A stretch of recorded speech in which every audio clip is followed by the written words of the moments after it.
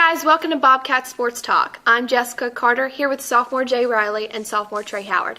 So congrats to Jones Bobcats. They took a win 31-10 against Southwest. They're now ranked number 6 by the NJCAA. So last week, I guess you could call it Upset Saturday. We're going to have a lot more bandwagon fans. We had Missouri beat Florida. Ole Miss dominated LSU. Tennessee beats South Carolina. Vandy takes on a win against Georgia. Auburn beats Texas A&M. Central Florida takes a win against Louisville, and Florida State dominates Clemson. Guys, can you wrap your brain around all these upsets in 1 week? I mean, this is so unreal to me to look at this list. There's so many upsets. You look at Clemson getting beat by Florida State. Jameis Winston going out there making himself a real Heisman candidate. You know, call him famous Jameis now. I'm sick of people saying, no, he's really not that great. He's a freshman quarterback, blah, blah, blah, blah, all this stuff. I called it earlier this season that he was going to be in the top 5 Heisman candidate running, and there he is now. I think he's the number one. I think we should look at him as number 1 right now. I mean, Oregon, Marcus Mariota, who have they played? Nobody. You actually look at Jameis Winston. He's played a number 3 ranked Clemson team, beat them 51-14. That's why I've got him as my Heisman favorite. Now, if you look at the other teams this week, you got Vandy. Vandy played Georgia. Georgia, missed some 5 starters, went out there, lost the game. Aaron Murray, supposed to be this great quarterback, and he just didn't really show it. I think that he's a good quarterback, but I don't think he's a great quarterback. I think that he's in the A.J. McCarron class with, good quarterbacks, not superstars. I think he has his times. Yeah. I think he has good times. I don't think he's always on. Zach Mettenberger is another one that I think is a good quarterback, not a great quarterback. You look at the Ole Miss game, also referring to Zach Mettenberger. You look at the Ole Miss game. They went out there and they beat LSU. I couldn't believe the way that they beat LSU. I thought LSU had more to show. But LSU, Zach Mettenberger, you throw 3 picks, what can you do? But they stayed in the game, even though they take away your run. They took away the run. They took away the run. They tried to make Mettenberger win, and he just didn't answer the bell. They did that. But you look at LSU and you look at what Zach Mettenberger has done the rest of the season, except for that game. And even though he threw those 3 picks and had, not really great game at all, you look at that game, and he's never thrown 3 picks in a game before. But you look at that game and you say, okay, Zach Mettenberger, what happened here? But they still only won by a field goal, talking about Ole Miss. They only won by 1 field goal. So all these upsets that have happened have been phenomenal, and it's a better game now that we've got teams that are getting upset, because it's like, oh my gosh, we don't know who's going to win the national championship. Mm-hmm. It's like watch a game every week. Mm-hmm. Yeah, you've got to watch a game every week. You can't just sit there and be like, okay, well, as much as I love Alabama, we could have got beat by a team that was in the in the FCS earlier this season.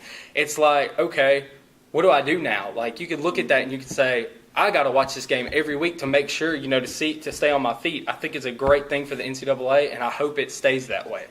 Well, I'm one of the people that say, wait a minute, on Jameis Winston. This game, 51-14, I can't lie. He showed up against Clemson. Early in the season when he played Pitt, I was like, he doesn't even have a defender guarding his receivers. Why are you so high on him? Right. But this game, 51-14, Jameis Winston really showed up, going, 22 for 34, 444 yards, and 3 touchdowns in the pick. I can't deny that. He was balling. But you got to give his receivers some credit. They went and got the football. They plucked him out of some iffy situations, like his first touchdown. He threw it. You can say he put that right where it needed to be. But that guy, he went up, contorted his body, got the ball, and came down with the awareness to stay in bounds for the touchdown. Second touchdown, Nick O'Leary, he just goes for a 10-yard hitch, catches it, turns around, shows him his tail lights, takes it 6 yards for a touchdown. I mean, he got big help from his receivers. It's not just all about Jameis Winston and what he did. He did play great. He's now a top 5 candidate, but I don't have him number 1 or 2 in my list. I still have Marcus Mariota. In my number 2, I have Mike Evans out of Texas A&M. He's 4 touchdowns, 289 yards last game, even though they did lose. This guy, he is big time. But all these upsets, I agree. It is keeping me on my toes. The reason I have famous Jameis is my number 1 is because I saw the beginning of the game, and I saw the pregame introduction, and they showed inside the locker room, and they showed the leader of Florida State, You got seniors on that team. And guess who's leading them? A freshman quarterback named Jameis Winston that has came out there. Their quarterback got hurt, and he got his first start this season. And the first game of the season, he has led that team ever since. And they're undefeated, and he is the main reason. Is this so much about Jameis or how well he played or about how bad Taj Boyd played? Because he didn't show up. Taj Boyd. Had Taj Boyd showed up, maybe we'd seen a different Jameis Winston because he was just on cruise control. And what happened to the Clemson defense? So I think it's a mixture of everything. Yeah. The receivers and Jameis and the poor play of Taj Boyd and Clemson. Yeah, because Clemson, it didn't look like Clemson was going to do this because, okay, they played against Georgia when Georgia had all 5 of their starters. They played against them whenever Georgia was dominant. They were coming in and they just looked really dominant. And then they played Clemson and Clemson beat them. And it was like they did it with Georgia starters. Then they go out there against Florida State that doesn't have. I'm not going to down Florida State, but they don't have an SEC type defense, and they're not as good as, in my opinion, on defense as Georgia was. And it's like they just went out there. Laid an egg. Yeah, just let it go. That's it. Well, that pretty much sums up the upset Saturday. Just so many upsets I can't even wrap my brain around. Now we're going to move on to NFL. Broncos versus the Colts last night. Manning versus Luck. And you would think that before this game there is no comparison. But, Luck showed up. Manning, 19-16, 110 passing yards, 2 touchdowns, 0 interceptions. Luck, 16-25, 228 passing yards, 3 touchdowns, 0 interceptions. What is your thoughts on this game? I know this changes the Super Bowl picks, everything. MVP. The Bronco man. My Broncos did not deserve this, okay? Deserve to lose? They did not. Okay. Let me lay this out for everybody. Okay, so they lost. Okay, and I have to be a little bit humble about this and say, let's take a step back. We lost the game now. We're not undefeated. The Chiefs are the only team that's undefeated. The Chiefs. And I mentioned the Chiefs when we said flying under the radar.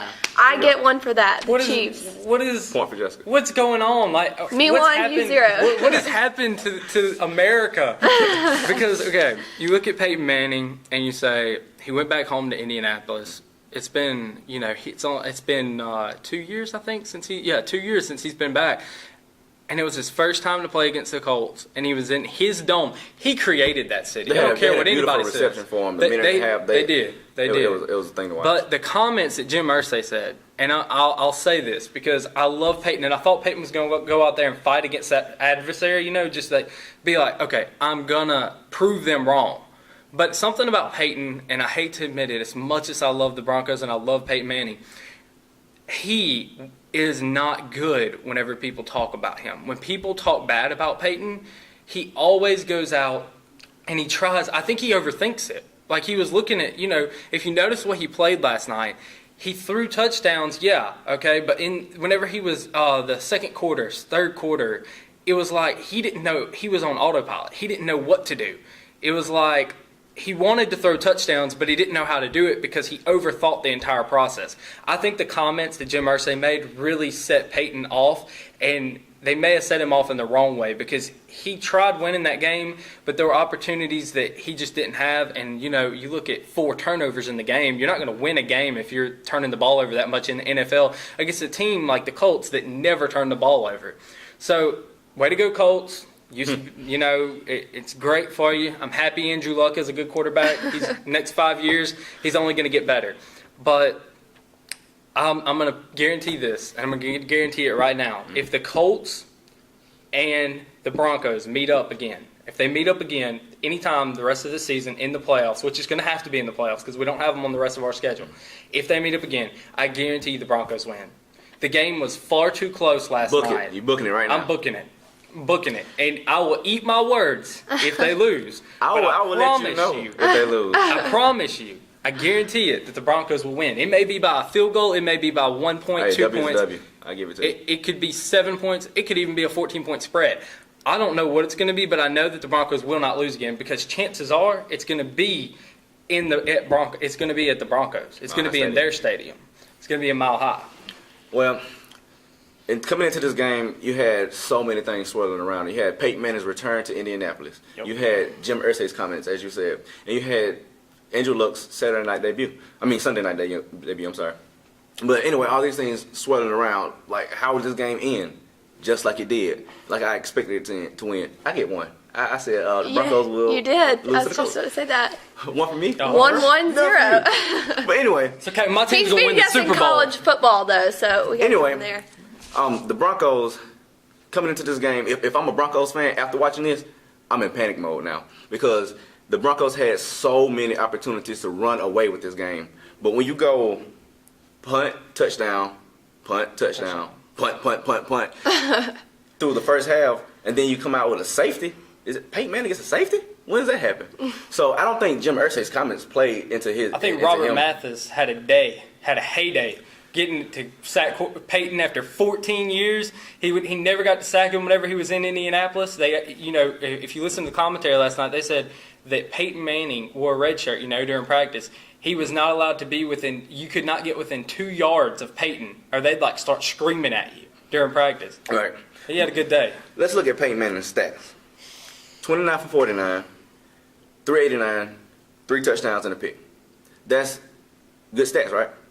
But for Peyton Manning, see, all year we've been seeing him just shred defenses. But last night, he got hit in the mouth. And when you hit Peyton Manning in the mouth and he gets antsy, he gets over anxious. That's when you see those flutter balls. That's when he starts overthrowing people. That's why he tries to win the game. And the reason I would be in panic mode if I was a Broncos fan is because this is the exact Peyton Manning you get in the playoffs. He cannot win the game by himself. Nobody can win the game by himself. But Peyton Manning, when it's time for him and he's under pressure and it's time for him to step up, Peyton Manning sort of shrinks.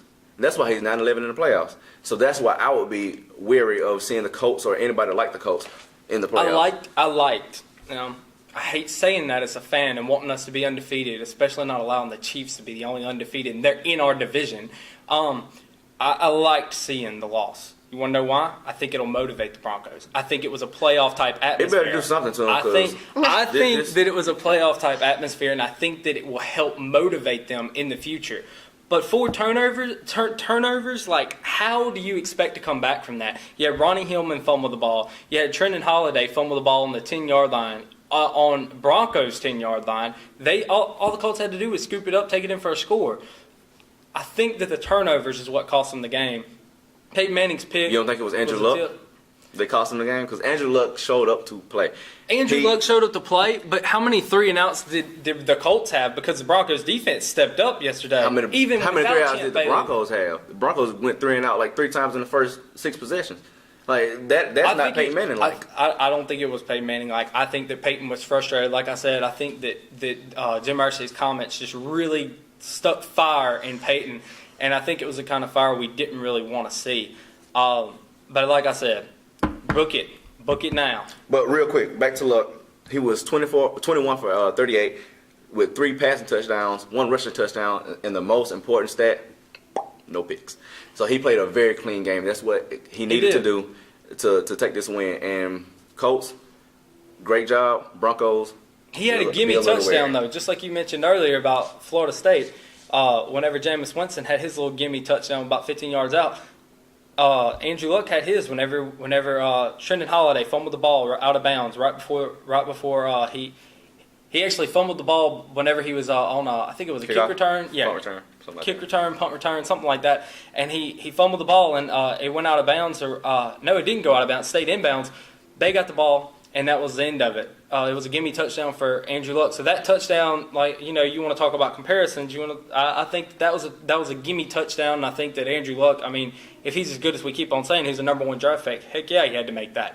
So I think that it's going to be a good game if they play again. But I guarantee you that the Broncos will win because I think, 1, the loss is a motivation, and Peyton Manning does not lose revenge games. If you go and look back at his typical revenge games in the regular season, not playoffs so much, but in the regular season, his revenge games have been phenomenal.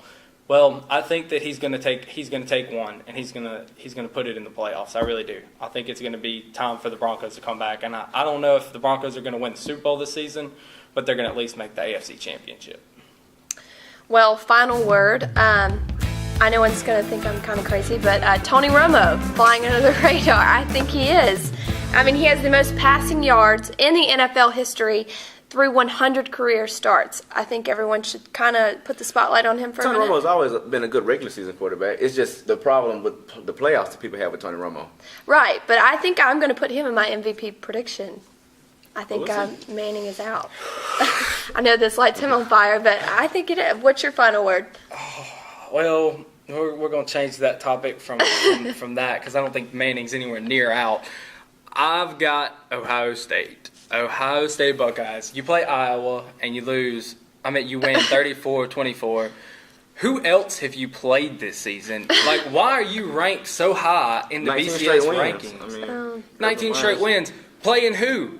They could go play, like literally, they could go play Pee-wee teams and win the way that they win because they don't play anybody. And we keep on saying Braxton Miller is, a Heisman candidate, and I'm not going to throw him out of there, but who is he playing? The defenses he's playing are not impressive. But, even though, I'm going to play a little devil's advocate, the SEC's defense is not what it used to be. So you can't say to send him down here and let him play SEC defenses because that would probably be just a shootout with us. But I think that they need to play better defense. You've put up Ohio State against Florida State, or you put Ohio State even against Clemson. I'd like to see what Clemson would do to Ohio State. No, you wouldn't, because it'll be another 51-14. That's what I'm saying. Ohio State is not the team. I don't think that Ohio State is the team that everybody thinks that they are, or maybe not so much everybody, but the people in the North definitely think, man, Ohio State the people in the North. They do. They think Ohio State is the real Those deal. Northerners up there. Those Northerners. About football. Yeah. They only can play the teams that they're put against. I mean, it's not.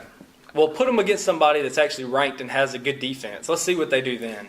Call Urban Meyer and him and the AD. You talk to them, send them a strongly worded letter. I'm sure they'll change it. But my final word, we're going a little bit of baseball. The World Series getting started, people.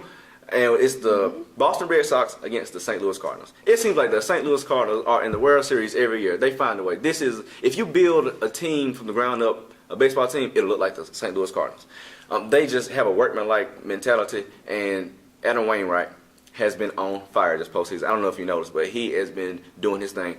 But it's something in the air in Boston.